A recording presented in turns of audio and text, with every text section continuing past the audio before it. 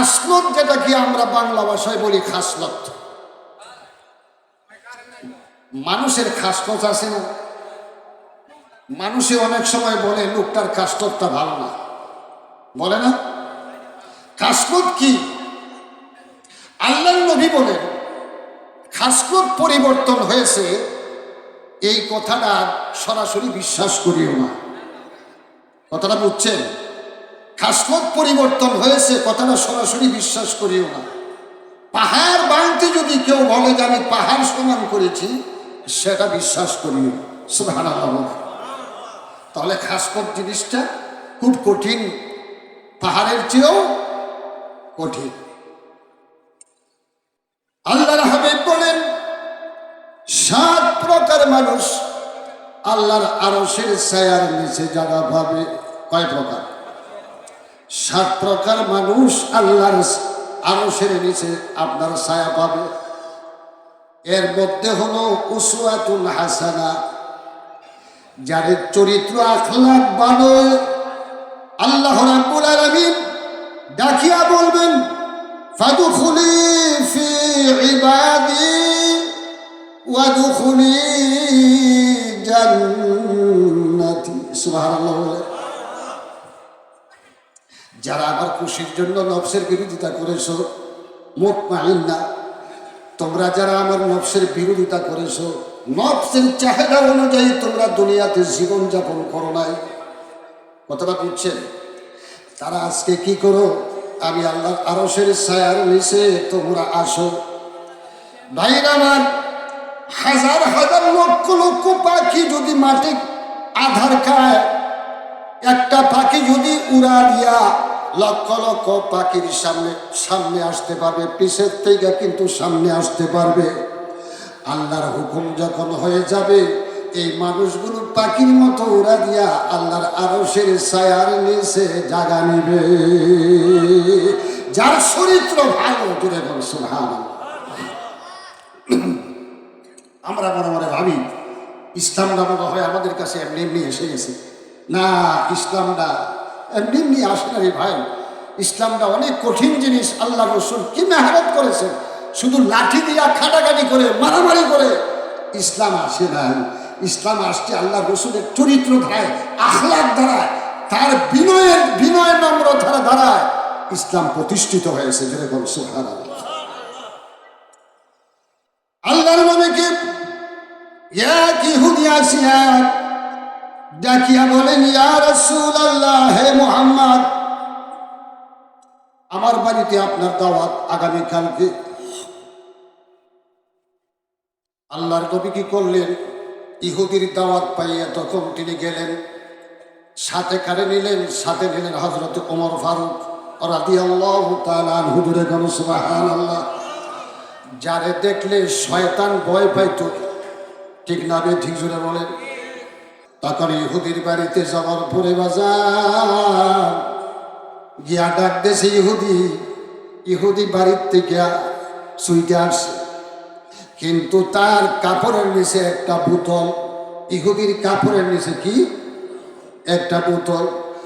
এই বোতলের মধ্যে বাজান উটের রক্ত বাইরে আমার ভরিয়া রাখছে, যে দাওয়াতের বদলায় ইহুদি নবীদের সাদা কাপড়ের মধ্যে ছিটকা দিয়া তার শরীরের সব কাপড় নষ্ট করিয়া পালাইবে। ঠিকই তখন কাছে আসছে, ইহুদি আসছে, আল্লাহর নবী কয়, তুমি গতকালকে দাওয়াত করেছিলা, আজকে তোমার বাড়িতে দাওয়াত খাইতে আসলাম।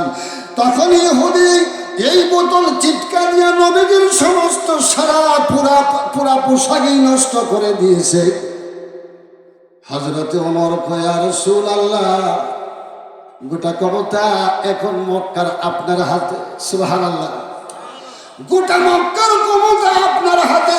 এই ইহুদির বাচ্চা ইহুদি এত বড় একটা কাজ করলো, দাওয়াতের নাম দিয়া তার বাড়িতে আনিয়া উটের রক্ত বোতলের মধ্যে ভরিয়া আপনার কাপড়টি নষ্ট করে দিল।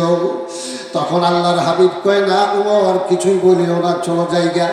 তখন আল্লাহ রসুল যখন ওমরকে নিয়ে যখন সইলা যায়, আবার ইহুদি দেখিয়া বলে, হে মুহাম্মদ সাল্লাল্লাহু আলাইহি ওয়াসাল্লাম বলেন, ভাইরা আমার নবীর নাম বলার পরে ভাইরা আমার দুরূদ পড়া ওয়াজিব। আল্লাহর নবী বলেন, রমজান মাসে বলছেন 3 রকম মানুষ ধ্বংস হয়ে যাও। আমার নাম বলার পরে যে ব্যক্তি দুরূদ শরীফ পড়ে না সেই ব্যক্তি ধ্বংস হয়ে যাও। এই জন্য যতবার নবীর নাম বলা হবে ততক্ষণ দুরূদটা কিন্তু কষ্ট করে পড়বেন। আল্লাহ দেখতেছেন, অবশ্যই আল্লাহ ছায়া আছেন, ঠিক না কথা বলে? লা তাখুযুহু সিনাতুন ওয়ালা নাওম। আল্লাহর কোনো তন্দা নাই, কোনো অলসতা নাই। আল্লাহ পাকের কোনো ঘুম আছে? জোরে বলে, কোনো ঘুম নাই। তে ভাইরা আমার, এমনি অবস্থায় কি করলেন? উমর আয়সা পড়লেন। আবার পরের দিন আল্লাহর নবী কয়, ওমর আবার চলো যাই ইহুদির বাড়িতে। বলে, হুজুর যে একটা কাণ্ড করলো আপনার সাথে আবার যাইবেন, আবার গেলেও তো এরকম যদি করে কোনো অসুবিধার কারণ নাই। সুবহানাল্লাহ বলেন, উসওয়াতুন হাসানাহ দিলেন, সুবহানাল্লাহ। ইহুদির বাড়িতে সামনে যাইয়া ইহুদিকে যখন ডাক দিল, ইহুদি আয়, তখন ইহুদি আইছে। ইহুদি ডাকিয়া বলে, তাই এই মুহাম্মদ আবার দাওয়াত খাইতে আইস? বলে, আপনি দাওয়াত করছেন এই জন্য তো আমি আইছি। আবার বোতলকে নিয়ে যখন শীতকাল মাসুরি বাজান, আবার সাদা পোশাক নষ্ট করে বলছে। হযরত ওমর চিৎকার মারিয়া বলেন, ইয়া রাসূলুল্লাহ, ইয়া হাবিবাল্লাহ, ইহুদির বাচ্চার এত বড় শক্তি, এত বড় চোখের মধ্যে কোনো পশুর নাই। এই ইহুদিকে একবার খালি আপনি বলেন আমি দুলিশাত করে দেই। আল্লাহর নবী কয়, না না রে হযরত ওমর, এই কাজ করব না। আবার কি করলেন? নবীজি যখন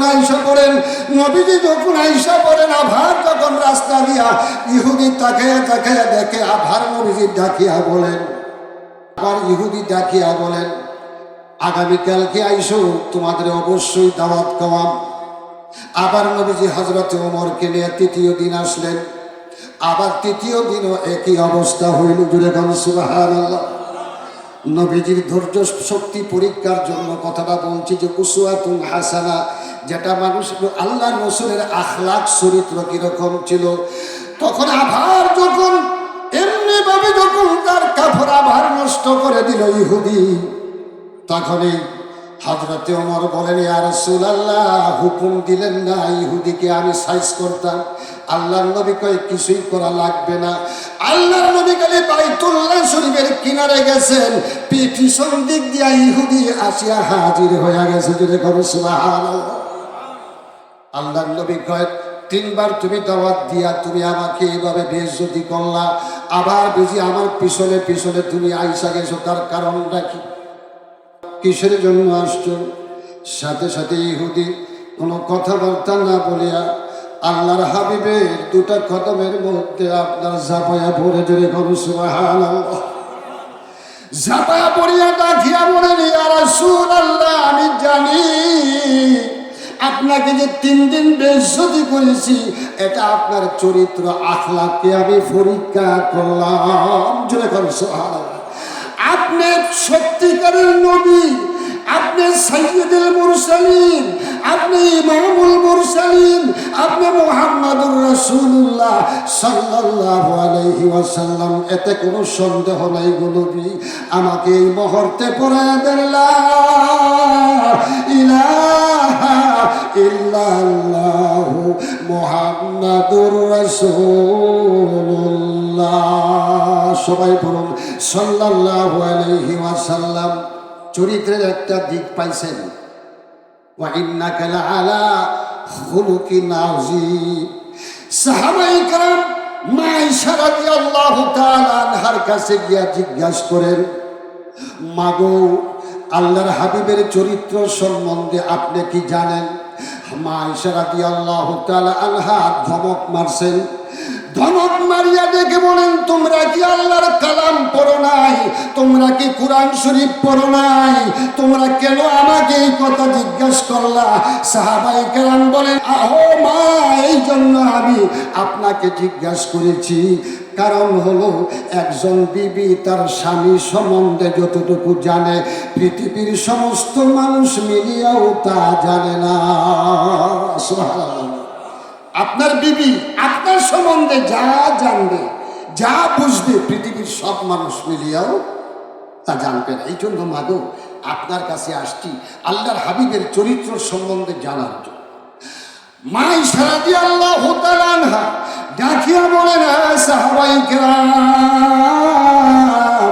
জানিয়া রাখো, আল্লাহর হাবিবের চরিত্র হলো গোটা 30 পারা কোরআন। যেরকম সুবহানাল্লাহ, গোটা 30 পারা কোরআন হলো নবীজির চরিত্র।